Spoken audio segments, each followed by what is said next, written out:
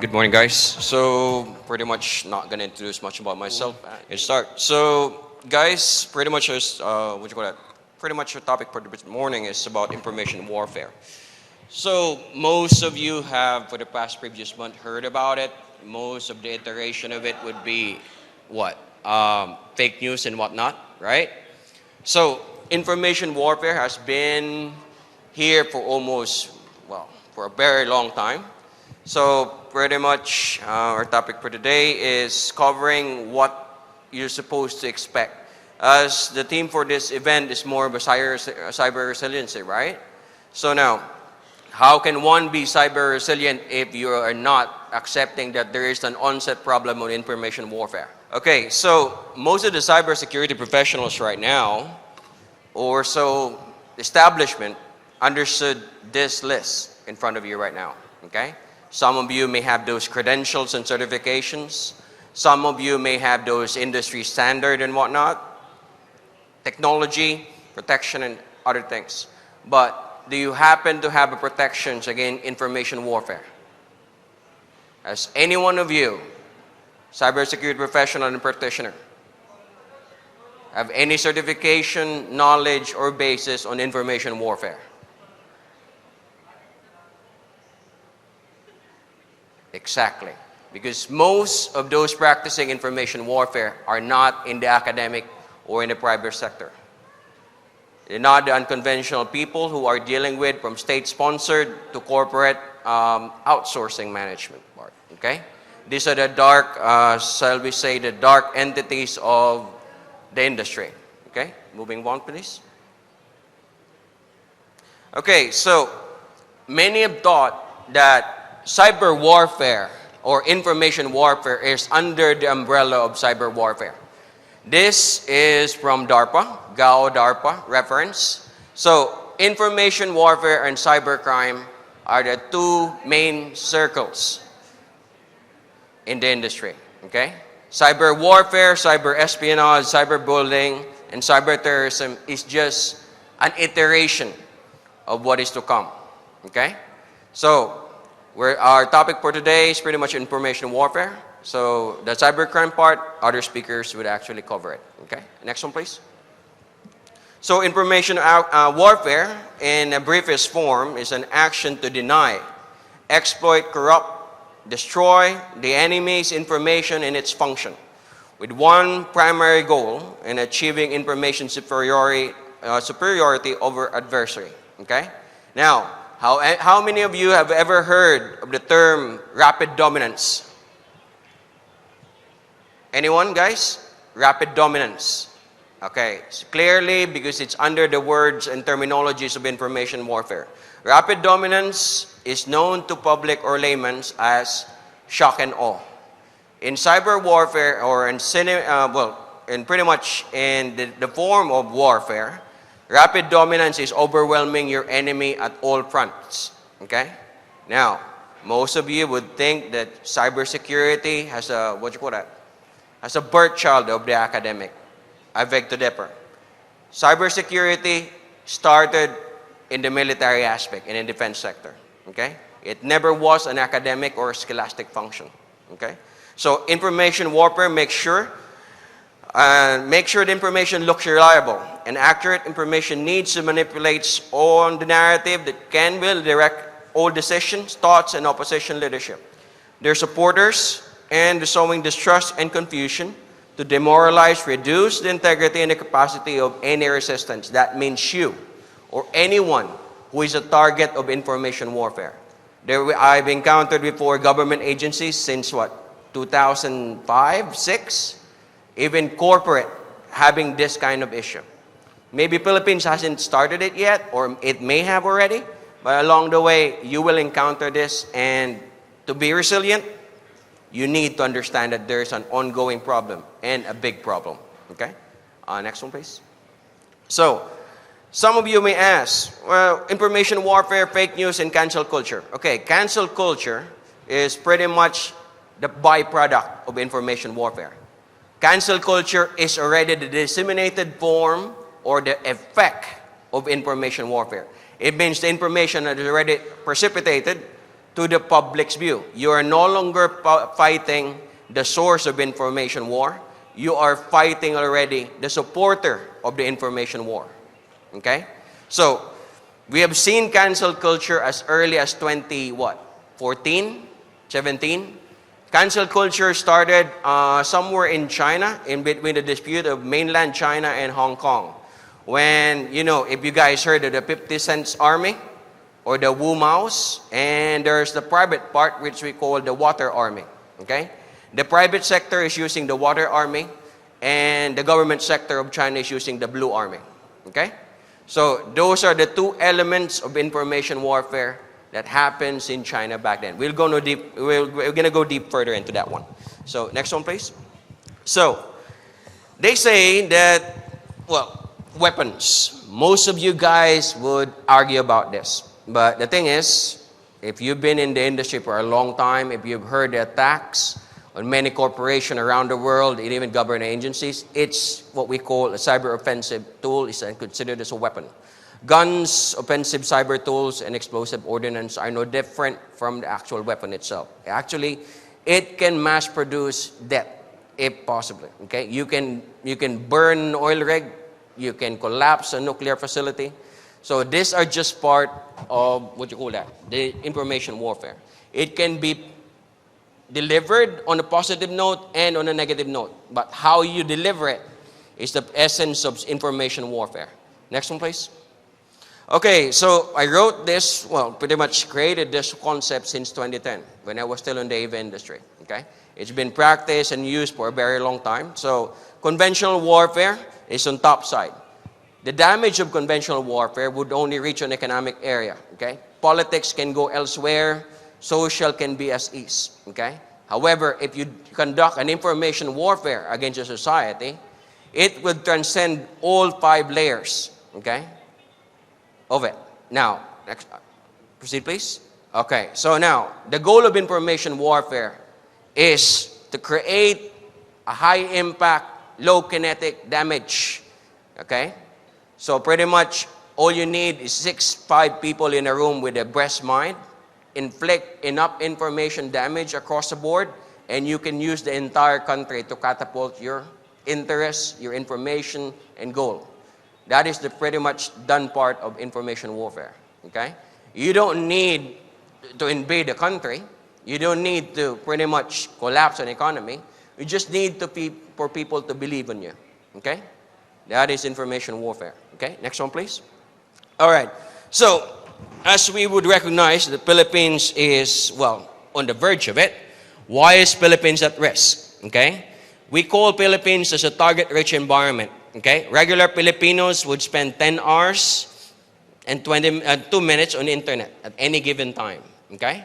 Now, this is a data from Statistica and Q3 of 2021. Okay?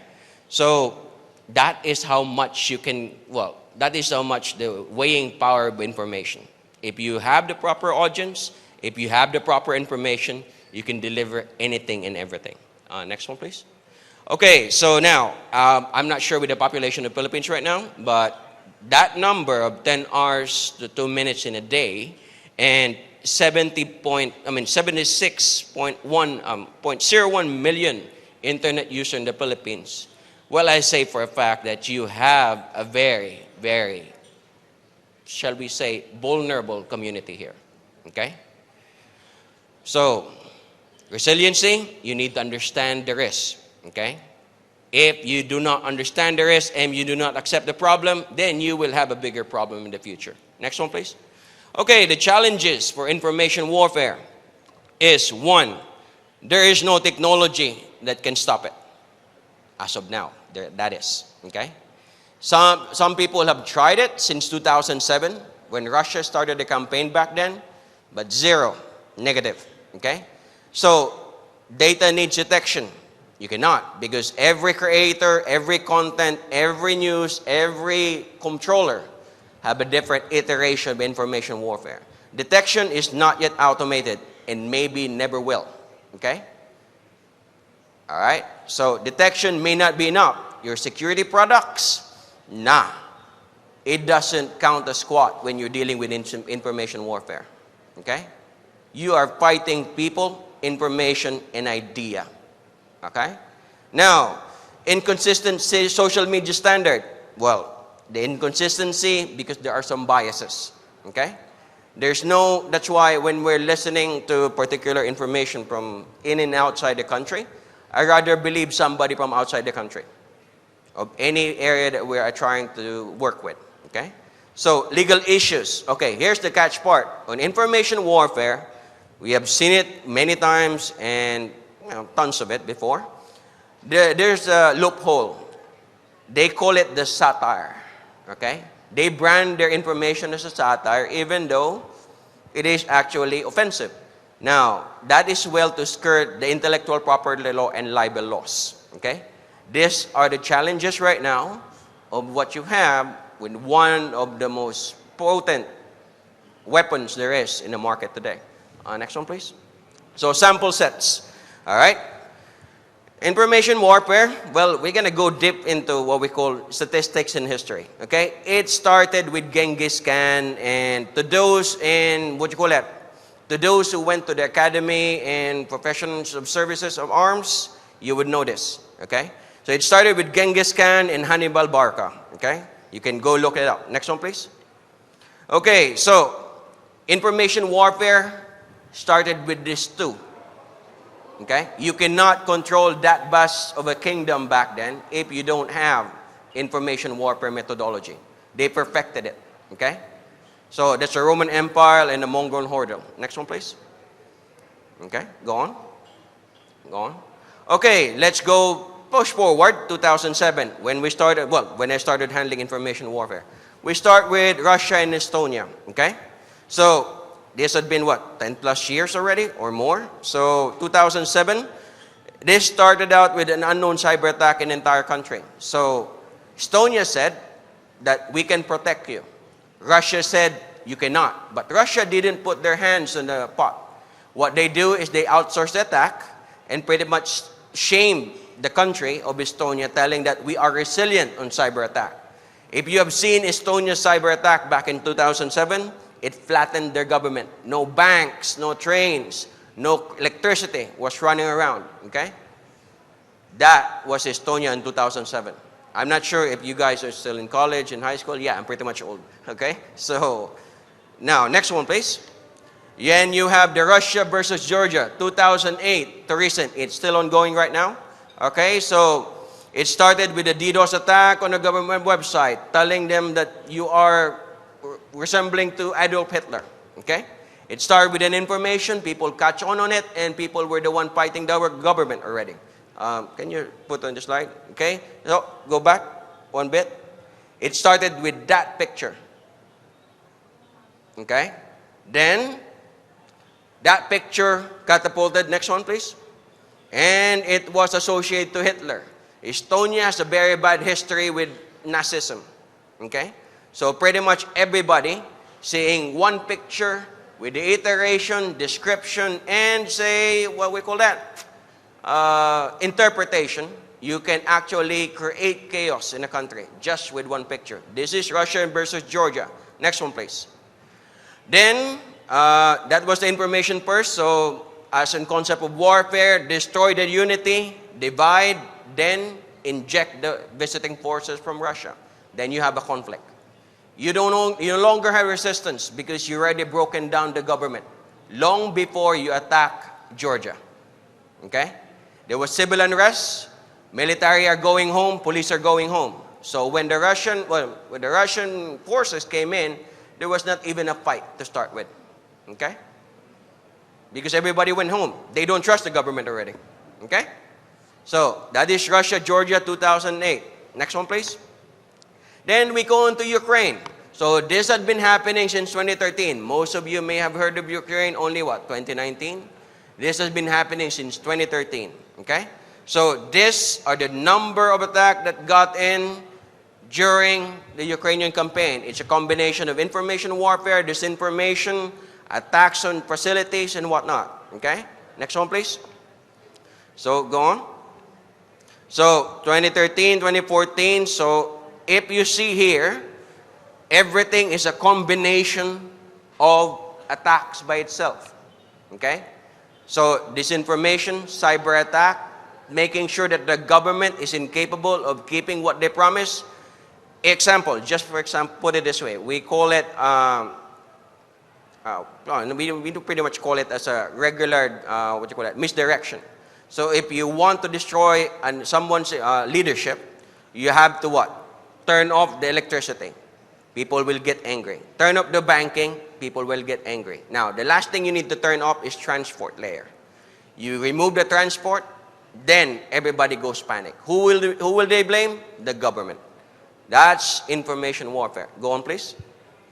So, this is the iteration of 2022. So, if you see here, from January to February up until March 11, so everything here is a combined effort. We called it rapid dominance. Okay? The shock and awe factor of cyber warfare. Okay? As I've said before, cyber warfare is only the inset of information warfare. Okay? You have one goal. One goal is to destroy someone's reputation and the capability to, to attract more, say, supporters. You destroy them, nobody believes them. Next one, please. Going back to the circle I've shown a while ago. Okay? Next one. This is what we started before, right? So then we can go on to more participation, okay? If you see here, they were slowly breaking down Ukraine piece by piece up until to the point they cut off the communications. When they cut off the communications, that when everybody from the NATO starts reporting them. Because without communications, you will have more possibility of inflicting more damage on what you're campaigning for information war. Okay? Next one, please. So, in the U.S. is not actually immune to information warfare. It happens during Hillary Clinton's campaign against, who's that guy with the with the light hair? Trump. Okay? Next one, please. So, here, you've heard of most of the attack back then, but you never actually heard what actually transpired. Assange leaked the information for Democratic Convention. This is the Hillary emails, right? But if somebody asks, if somebody asks who gave Assange or the WikiLeaks the information, it was never identified. Okay? But during the cyber attack of the U.S. Democratic Party Convention, it was Russia who actually catapulted the information. Okay? So we call that covert action. Okay? Next one, please. So you use someone else to propagate the information to attack whoever you want. Again, classification, information warfare. Next one, please. So here's the establishment of Russia. I won't pretty much go in there much. I don't have much time because this usually start for about 2 days, 4-day session for information warfare. I'm doing it in 20 minutes. Okay? This is the establishment of Russian Federation on information warfare. There is one, if you want to know more about information warfare, there is a doctrine that we understand back then. We call it the Gerasimov Doctrine. You can look it up. Okay? Next one, please. So, here's an example of how Russia conduct information warfare. They have the leadership. They have the proxy, state-sponsored media and whatnot, propagating the first layer of information. Then there's also the channels where they propagate. Then the consumer part. Now, the cancel culture I mentioned a while ago, it doesn't start from the agents and the proxies. It starts in the consumer level.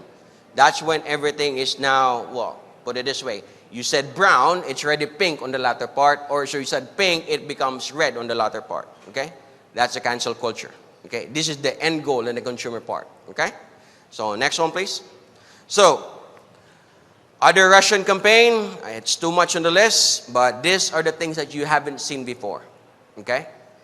Every information attack there is across the country, if you've heard of the cyber attack, there is an information attack that comes parallel with it. Okay? Next one. So this is the Asian campaign.